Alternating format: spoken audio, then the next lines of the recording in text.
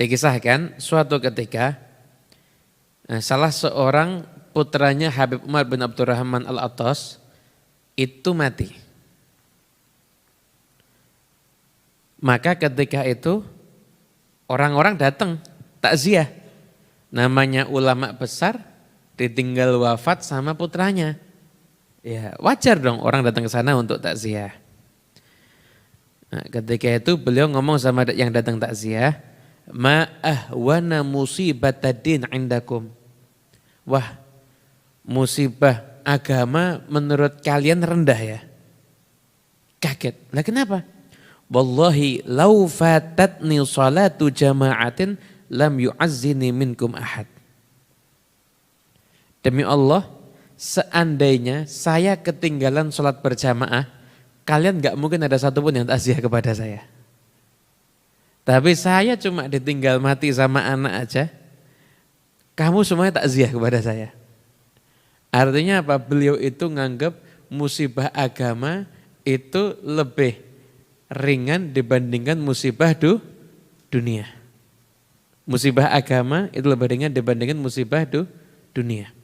Sebagian ulama, sebagian ada salah sahabat itu sampai mengatakan begini, saya lebih suka, ngomong sama anaknya, saya lebih suka kamu di catatan amalku daripada aku di catatan amalmu.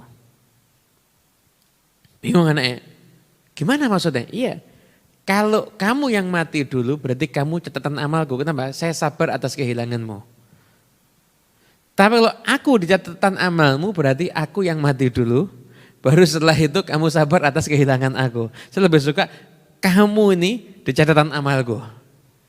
Kenapa? Saya pengen amal saya besar pahalanya ketika saya sabar ditinggal wafat sama anak. Nah, pelajaran yang bisa kita ambil, ada orang-orang minas sholihin, orang-orang soleh yang mereka itu menganggap hubungan sama Allah itu lebih penting dibandingin apapun yang ada di dunia ini. Sampai-sampai kematian anaknya dibandingkan dengan kehilangan sholat berjamaah, apalagi maksiat loh ya, banding dengan sholat berjamaah, mereka lebih istilahnya apa? Sayang, lebih iman begitu ketika kehilangan sholat berjamaah ada di masjid. Itu adalah nasihat daripada Al-Habib Umar bin Abdurrahman Al-Attas. Gitu. Nasihat yang kedua.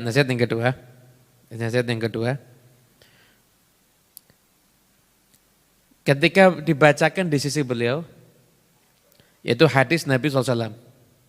Nabi kan pernah bersabda, sesungguhnya ada salah seorang di antara kalian yang beramal seperti amalnya penghuni surga.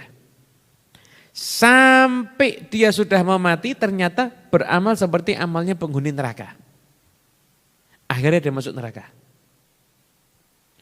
Ada orang lagi beramal dengan amalnya penghuni neraka.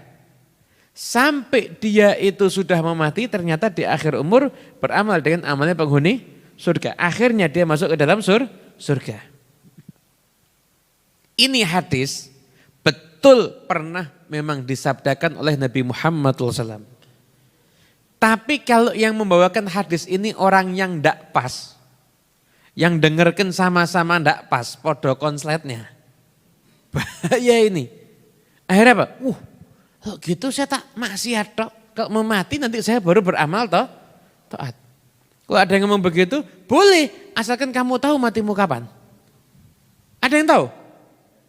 Lah kalau kematian sewaktu-waktu bisa mendatangimu, apakah kamu enggak takut matimu dalam keadaan bermaksiat kepada Allah Ta'ala? Dan enggak bisa ngulangi loh ya. Mati dalam keadaan maksiat, bisa enggak? Remedi. Apa? Ujian ulang, bisa? Ya bisa, selesai udah.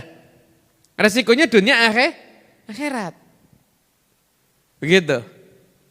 Nah, di sini diterangkan oleh Habib Umar bin Abdurrahman Al-Attas, begini kata beliau. Gini loh. Orang yang beramal dengan amalnya penghuni surga, yaitu insya Allah dominan kemungkinan besarnya dia masuk ke dalam surga. Nah kalau sampai diakhiri dengan amal buruk sampai dia masuk neraka, itu hanya kemungkinan kecil. Contoh kayak seperti orang jatuh seperti saya nih, duduk di tempat nih, jatuh ke bawah, mati apa enggak? Mati apa enggak? Enggak, biasanya setelah lambat. Lah kalau sampai ada orang jatuh dari tempat hanya tingginya seperti ini aja, ini tinggi berapa ini? Paling cuma 30 senti kan? Cuma tinggi 30 senti jatuh mati, itu kasus yang jarang terjadi. Paham? Ada orang beramal dengan amalnya ahli neraka, ya dominan kemungkinannya dia itu masuk neraka. Namun kadang-kadang dia juga bisa masuk surga, tapi kemungkinannya jarang terjadi. Contoh ada orang terjun dari gunung ke bawah, biasanya apa? Wassalam.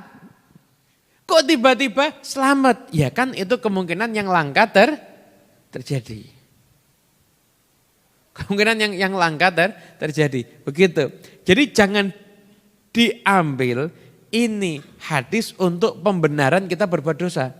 Tidak apa-apa maksiat dulu, yang penting nanti sebelum mati beramal soleh. Lah memangnya tahu kapan bakal mati. Kadang-kadang kan anak-anak muda biasanya, saya mau tobat nanti aja, tobat nunggu tua. Yang jamin umur sampai tua siapa? Yang jamin umur sampai tua itu siapa? Kan gak ada yang jamin, makanya jangan sampai kita itu akhirnya terlena dengan perbuatan maksiat. Kepleset pastilah, kita manusia. Tapi begitu kepleset langsung kita tobat kepada Allah Ta'ala dan usahakan maksiat yang tadi kita lakukan, kita merasakan kenikmatannya, kita bayar dengan kita merasakan capeknya berbuat taat.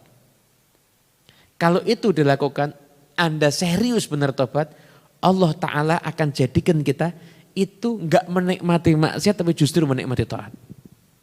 Ini ajaran dari para ulama.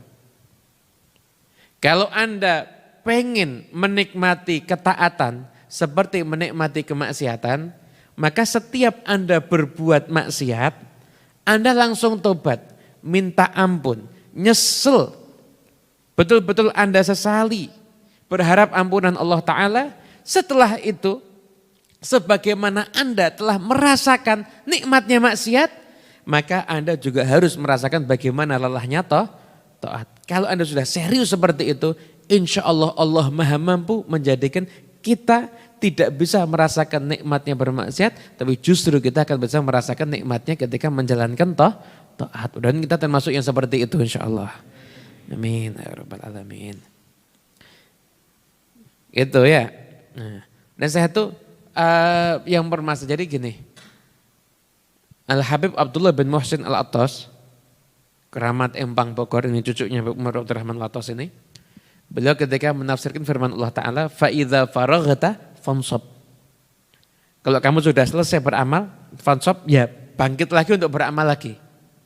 Tapi beliau itu maknanya apa? Maknanya ketika kamu sudah berbuat kebaikan, bangkitlah kamu untuk berbuat kebaikan yang berikutnya. Kenapa? Karena kadang-kadang balasan kebaikan kita itu adalah kebaikan yang berikutnya. Jadi di antara balasan kebaikan, adalah wa min jazail hasanati al hasanatu ba'daha. Di antara balasan kebaikan itu adalah kebaikan yang setelahnya. Jadi kalau kita tuh ngawali hari dengan kebaikan, maka orang tuh suruh ngawali hari dengan kebaikan, agar hari-hari berikutnya juga berisi dengan kebaikan. Makanya setan paling takut kalau kita mengawali hari dengan kebaikan. Dibuat sama setan, pokoknya kita mengawali hari nggak boleh dengan yang baik. Dibuat ingat HP, dibuat langsung lihat YouTube, dibuat langsung akhirnya untuk ingat sama yang lainnya. Bangun tidur nggak mikir wudhu, mikir langsung nyari rokoknya ada di mana. Dibuat kita tuh mengawali hari bukan dengan yang bagus. Nah, kalau hari diawali tidak dengan yang bagus, maka selanjutnya nggak bagus.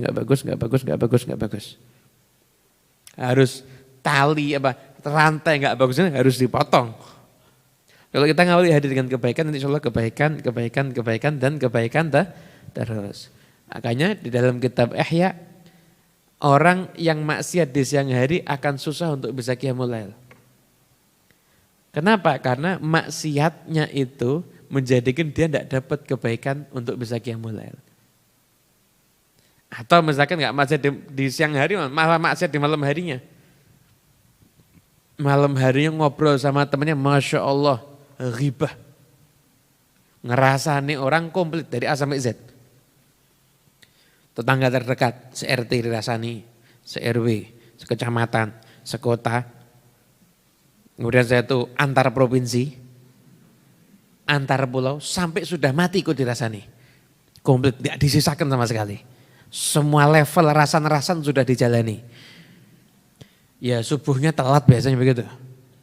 Subuhnya telat, setelah di masjid ya susah. Makanya kalau kita tuh pengen sering berbuat baik, maka berbuat baiklah apapun juga. Sekalipun kecil-kecil, tapi biasakan berbuat baik. Nanti di situ ada berkah untuk kita bisa melanggengkan kebaikan. Amin ya rabbal alamin.